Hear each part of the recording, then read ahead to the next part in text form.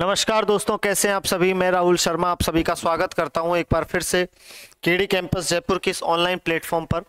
उम्मीद करता हूं कि आप बहुत ही शानदार होंगे, जानदार होंगे, ज़बरदस्त होंगे। और जैसा कि दोस्तों आपको पता है, हमने एक नए कंटेंट के साथ, एक नए यूनिट के साथ हमने शुरू किया था बायोलॉजी को पढ़ना। और उसके अंदर हम बात कर रहे थे सबसे पहले चैप्टर यानी कि पाचन तंत्र या डाइजेस्टिव सिस्टम के बारे में। ठीक है, हम उसी की चर्चा को दोस्तों आगे बढ़ाएंगे। पाचन तंत्र में शुरुआती अक्षरों में मैंने कहा था, शुरुआती भाषा में मैंने कहा था कि पाचन तंत्र में दो शब्द हमें पढ़ने पड़ते हैं। पहला जो शब्द पढ़ा जाता है वो होता है तंत्र यानी कि सिस्टम, और दूसरा जो शब्द पढ़ा जाता है वो होता है पाचन यानी कि डाइजेशन। मैंने आपको सबसे पहले वो दोनों शब्द समझाए, उन दोनों शब्दों का अलग अलग अर्थ समझाया। तंत्र कैसे बनता है, पाचन क्या होता है, ये मैंने आपको समझाया। फिर मैंने आपसे ये भी कहा कि पाचन की क्रिया को करने के लिए शरीर में कौन कौन से अंगों ने मिलकर समूह बना रखा है, और उनके साथ में कौन सी ग्रंथियां या कौन सी ग्लैंड्स उनकी सहायता करती हैं। ये दोनों बातें मैंने आपको बताई थी। आज हम आगे बात करेंगे कि भाई पाचन की क्रिया को करने के लिए किस तरीके से सारे अंग और समूह मिलकर काम करते हैं, ये सब हम बातें करेंगे आज। ठीक है, तो शुरू करते हैं आज का सफर। और आज सबसे पहले मैं डायग्राम से शुरू करूंगा, क्योंकि मैं पाचन तंत्र की शुरुआत डायग्राम से करना चाहूंगा। ठीक है, पाचन की परिभाषा के साथ ही यहाँ पर एक डायग्राम में इंक्लूड करूंगा, डायग्राम शामिल करूंगा। और उसी डायग्राम से आपको ये समझ में भी आएगा कि किस तरीके से हम पाचन की क्रिया को बेहतर तरीके से समझ सकते हैं। ठीक है, चलिए, तो यहाँ पर एक डायग्राम के जरिए मैं आपको समझाने की कोशिश करता हूँ। ध्यान से सुनिएगा और डायग्राम को देखिएगा।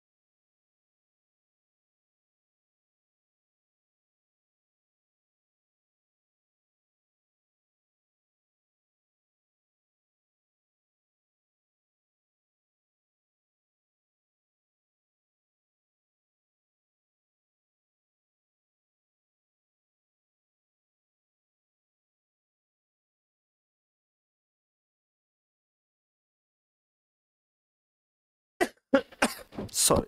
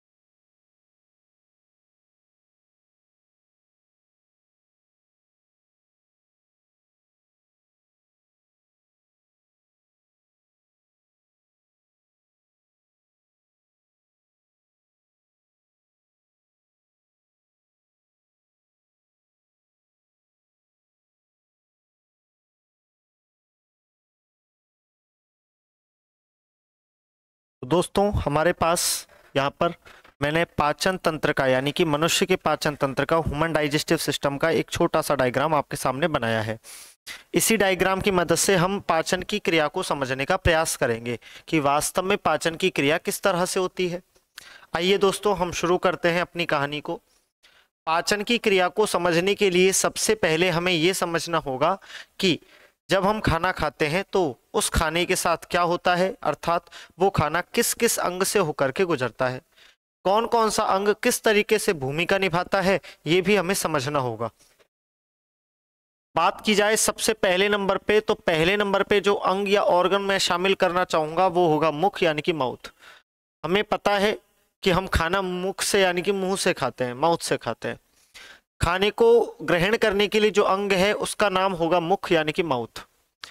जब हम खाना खाएंगे तो यहाँ से ये खाना अंदर जाएगा और अंदर जाएगा तो एक खाली जगह में शामिल होगा और उस खाली जगह का नाम या उस रिक्त स्थान का नाम, उस स्पेस का नाम मैं दूंगा मुख गुहा यानी कि ओरल कैविटी या बकल कैविटी।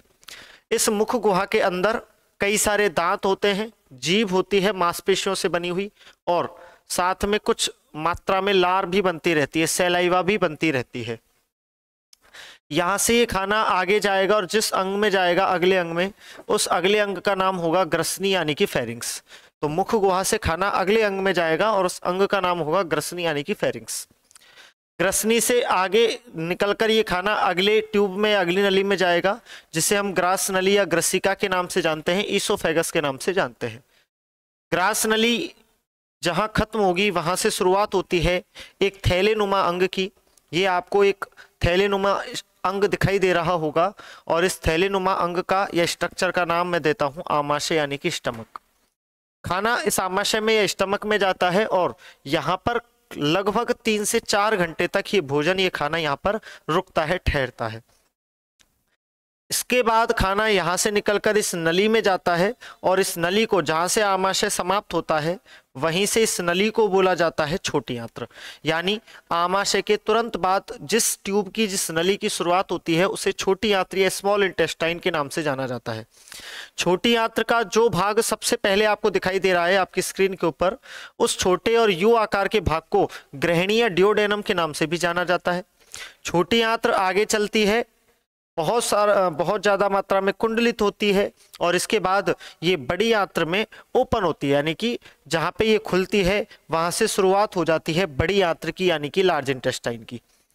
बड़ी आंत्र और छोटी आंत्र जहां पे मिल रही हैं वहां पे इस तरह से आपको एक स्ट्रक्चर दिख रही होगी, उंगली के समान, फिंगर के समान, और इस फिंगर लाइक स्ट्रक्चर को हम अपेंडिक्स यानी कि परिशेषिका के नाम से भी जानते हैं। बड़ी आंत्र नाम कैसे पड़ा? चौड़ाई ज्यादा होने की वजह से, व्यास ज्यादा होने की वजह से, डायामीटर ज्यादा होने की वजह से। बड़ी आंत्र का जो लास्ट वाला भाग है उसे मलाशय या रेक्टम कहा जाता है, और जब मलाशय में कचरा इकट्ठा हो जाता है तो उसे बाहर निकालने के लिए यहाँ पर एक दरवाजा भी है जिसे एनस या गुदा द्वार के नाम से जाना जाता है। तो ये पाचन तंत्र में मैंने उन सारे अंगों का जिक्र किया जहां से होकर भोजन निकलेगा। अब उन ग्रंथियों का जिक्र करता हूं जो मैंने आपको बताई थी कल परसों में, पिछले वीडियो में मैंने बताया था। दोस्तों सबसे पहले नंबर पे आती हैं लार ग्रंथियां, जिनसे कि लार बनती है, सैलाइवा बनती है मुंह के अंदर। लार ग्रंथि के बाद दूसरे नंबर पे यदि हम बात करना चाहें तो यहाँ पे अपने पास एक और ग्रंथि या ग्लैंड शामिल होती है जिसे लिवर, यकृत, जिगर या कलेजे के नाम से भी जाना जाता है। लिवर के बाद एक और ग्रंथि हमारे पास शामिल होती है जिसे अग्नाशय या पेनक्रियाज के नाम से भी जाना जाता है। इसके अलावा यदि हमसे और पूछा जाए तो ये जो ग्रहणी वाला भाग है दोस्तों, इस ग्रहणी वाले भाग में भी ग्रंथियां पाई जाती हैं जिन्हें आंतरीय ग्रंथि, इंटेस्टिनल ग्लैंड्स के नाम से जाना जाता है। यहाँ पर ब्रूनर्स ग्रंथि के नाम से ग्रंथि या ग्लैंड पाई जाती है, वो भी भोजन के पाचन में मदद करती है। ये जो बोर्ड पर आपको दिखाई दे रहा है ये मनुष्य के पाचन तंत्र का डायग्राम है। मनुष्य खाना जब खाता है तो उस खाने में जो भी पोषक तत्व उसने ग्रहण किए हैं उनमें से जो जटिल रूप में है उनको सरल रूप में बदलने के लिए ये पाचन तंत्र काम करता है। अब बात ये आती है कि मनुष्य ने जो खाना खाया था उस खाने के अंदर कौन कौन से तो पोषक तत्व होते हैं, उनमें से कौन कौन से पोषक तत्वों को सच में बदलना है जटिल से सरल रूप में। पहले तो हमें ये पता चले कि मनुष्य ने जो खाना खाया उस खाने के अंदर कौन कौन से न्यूट्रिएंट्स या कौन कौन से पोषक तत्व शामिल हैं, और उसके बाद हमें ये पता चले कि मनुष्य ने जो भी पोषक तत्व ग्रहण किए हैं, जो भी न्यूट्रिएंट्स ग्रहण किए हैं, उनमें से कौन कौन से ऐसे हैं जिनका पाचन करने की आवश्यकता है या जिनको डाइजेशन की रिक्वायरमेंट है। चलिए बात करते हैं। सबसे पहले डायग्राम आपके सामने, आप स्क्रीनशॉट ले लीजिए जल्दी से इसका। बात करते हैं दोस्तों इसके बाद, यहां पर एक तरफ मैं लिख रहा हूं पोषक तत्व, यहां पर एक तरफ मैं लिख रहा हूं पोषक तत्व यानी कि न्यूट्रिएंट,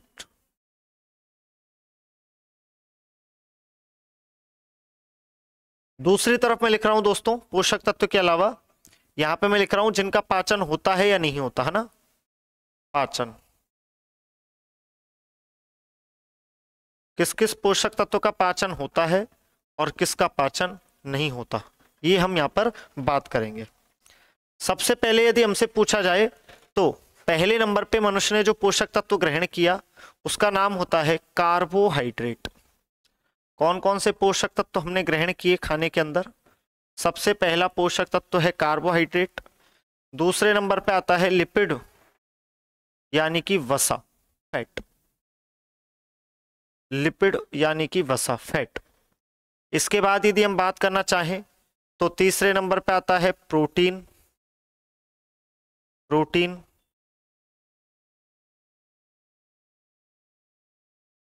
इसके अलावा विटामिन,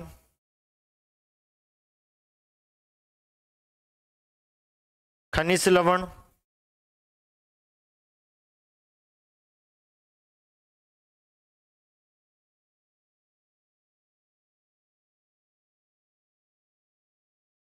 जल,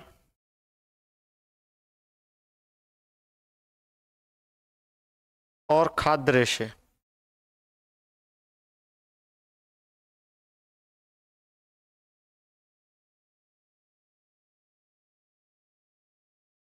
अब बात आती है कि इनमें से कौन कौन से पोषक तत्व हैं जिनका हमें पाचन करना है या जो पाचन को जिनकी आवश्यकता है। ठीक है, तो बात की जाए कार्बोहाइड्रेट की दोस्तों, इनका पाचन होता है हमारे शरीर में, यानी ये जटिल रूप में होते हैं और इन्हें सरल रूप में बदलना होता है। वसा का भी हमारे शरीर में पाचन होता है, प्रोटीन का भी हमारे शरीर में पाचन होता है, यानी हमारे शरीर में जिन चीजों का पाचन होता है वो है कार्बोहाइड्रेट, वसा और प्रोटीन। ना तो हमारे शरीर में विटामिन, ना खनिज लवण, ना जल और ना रेशे, इनमें से किसी भी चीज का हमारे शरीर में पाचन नहीं होता। अब बात की जाए कि भाई कार्बोहाइड्रेट को किस रूप में बदला जाएगा, तो दोस्तों कार्बोहाइड्रेट को पाचन के बाद बदला जाएगा ग्लूकोज में। सरलतम कार्बोहाइड्रेट किसमें बदला जाएगा? कार्बोहाइड्रेट को बदला जाएगा पाचन के बाद ग्लूकोज में। वसा को बदला जाएगा पाचन के बाद वसीय अम्ल और ग्लिसरॉल में, फैटी एसिड्स और ग्लिसरॉल में। वसा को बदला जाएगा वसीय अम्ल और ग्लिसरॉल में, और प्रोटीन को बदला जाएगा अमीनो अम्ल यानी कि एमिनो एसिड्स में। तो बस यहां पर याद रखने की आवश्यकता यह है कि हम कौन कौन से पोषक तत्व तो ग्रहण करते हैं, कौन कौन से न्यूट्रिएंट्स तो हम ग्रहण करते हैं, उनमें से कौन कौन से ऐसे हैं जिनका हमारे शरीर में डाइजेशन या पाचन होता है या जिनके पाचन की आवश्यकता होती है, और कौन ऐसे हैं जो डायरेक्ट एब्जॉर्ब हो जाते हैं बॉडी में। डायरेक्ट एब्जॉर्ब का मतलब सीधा अवशोषित हो जाते हैं, उन्हें पहले बड़े रूप से छोटे रूप में बदलने की आवश्यकता नहीं है, वो डायरेक्ट ही अपने जिस रूप में उसी रूप में ग्रहण कर लिए जाते हैं। तो यहाँ पर केवल और केवल 3 चीजों का हमारे शरीर में पाचन होता है, कार्बोहाइड्रेट, वसा और प्रोटीन का। चलिए जी, अब बात करते हैं दोस्तों कि पाचन की क्रिया किस तरह से शुरू होती है, क्या क्या होता है पाचन की क्रिया में। अब हम उसकी बात करेंगे। देखिए, सबसे पहले मैं आपसे बात करना चाहूं तो यहां पर मैं कहूंगा कि पाचन की जो शुरुआत होती है वो हमारे पहले अंग यानी कि मुख से होती है। आपको पता होगा दोस्तों कि हम जब खाना खाते हैं तो हमारा जो सबसे प्रथम अंग जहां से खाने को शरीर में प्रवेश मिलता है उस अंग का नाम होता है मुख यानी कि माउथ।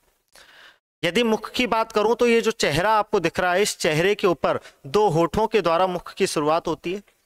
ये मांसपेशियों से बने हुए हल्के गुलाबी रंग के 2 होठ मनुष्य के चेहरे पर मुख के बाहर पाए जाते हैं।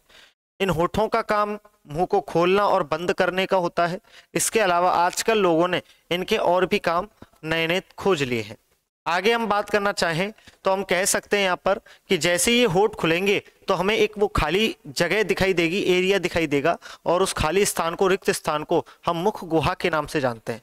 उस मुख गुहा में कई सारे दांत टीथ, इसके अलावा एक मांसपेशियों से बनी हुई जीभ यानी कि टंग, और साथ में हमें कुछ मात्रा में लार या सैलाइवा भी मिलता है, जिससे हम जनरली कह देते हैं कि मुंह में पानी आ गया, तो उस तरह की चीज भी हमें दिखाई देती है। ठीक है, चलिए तो यहाँ पर अपन बात करने वाले हैं सबसे पहले कि भाई किस तरीके से हमारे शरीर में पाचन की शुरुआत होती है, पाचन की क्रिया की शुरुआत होती है, उसकी हम बात करने वाले हैं, और इसकी बात हम करेंगे नेक्स्ट क्लास में। तो आज के लिए इतना ही दोस्तों, फिर मुलाकात होगी एक बार।